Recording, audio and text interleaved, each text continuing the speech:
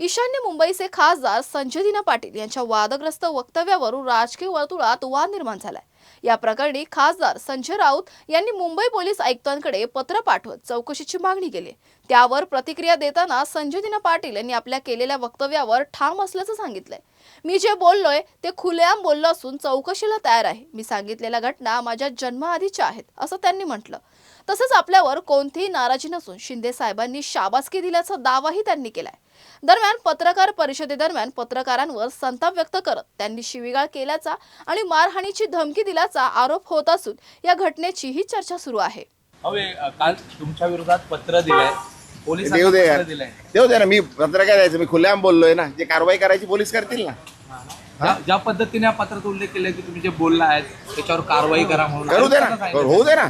मी बोललोय, खुलेआम बोललोय ना। कारवाई होऊ दे ना, कारवाई पोलीस करतील ना।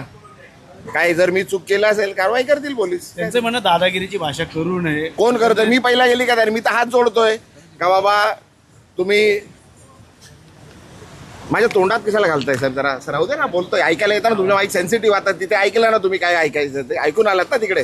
तुम्ही इकडे जा, तिकडे जा, तिकडे जा, तिकडे जा, काय जरा ज्या पद्धतीने तक्रार बोलाय. तुम्ही हा, मी इन्क्वायरीला तयार आहे। काय ते मी जे बोललोय ते मी काय त्यांना एक्झाम्पल दिलंय का बाबा हे लोक भडकवून तुम्हाला पाठवतील। माझं शिवसैनिकांबरोबर काही घेणं देणं नाही। मी सुरुवातीला पहिल्या दिवसून बोलतोय, शिवसैनिकाचा माझ्यावरती ऐसा नाही, काँग्रेसवाल्यांचा माझ्यावरती ऐसा नाही, राष्ट्रवादी शरद पवार साहेबांच्या लोकांचा ऐसा नाही का त्यांनी मला निवडून दिलंय।